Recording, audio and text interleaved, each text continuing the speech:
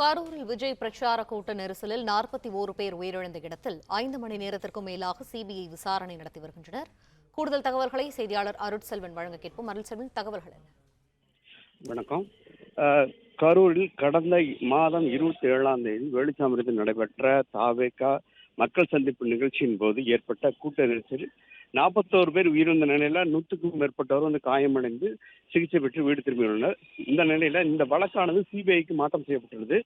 மாற்றம் செய்யப்பட்ட நிலையில இன்று முதன்முறையாக சிபிஐ சம்பவம் நடந்த இடத்திற்கு வருகை தந்த சுமார் 12க்கும் மேற்பட்ட சிபிஐ அதிகாரிகள் அந்த இடத்துல காலை முதல் விசாரணை மேற்கொண்டு வருகின்றனர்.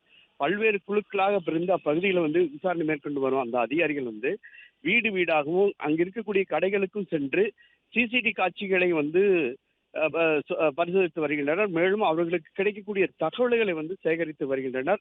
இது மட்டுமல்லாமல் கரூர் ஈரோடு சாலையில ஆத்தூர் ரோடு பிரிவு முதல் வேலுச்சாமிபுரம் பேருந்து நிறுத்தம் வரை இருக்கக்கூடிய அந்த சாலையை சுமார் 500 மீட்டர் நீளம் கொண்ட அந்த சாலையை இருபுறங்களிலும் கயிறுகளில் கட்டி போக்குவரத்துக்கு தடை செய்யப்பட்டுள்ளனர்.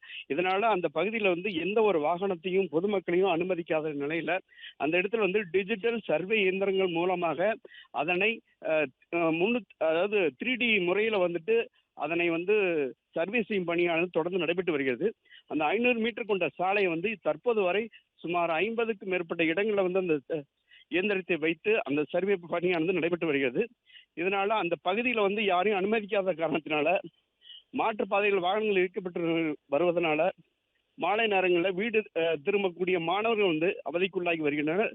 தற்போது வரை சுமார் 5 மணி நேரத்துக்கு மேலாக இந்த பணியானது நடைபெற்று வருகிறது.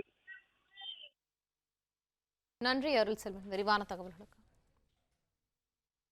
பிளே ஸ்டோர் மற்றும் ஆப் ஸ்டோரில் இருந்து பாலிமர் செயலியை QR கோடு மூலம் பதிவிறக்கம் செய்யுங்கள். செய்திகளை உடனுக்குடன் பெறுங்கள்.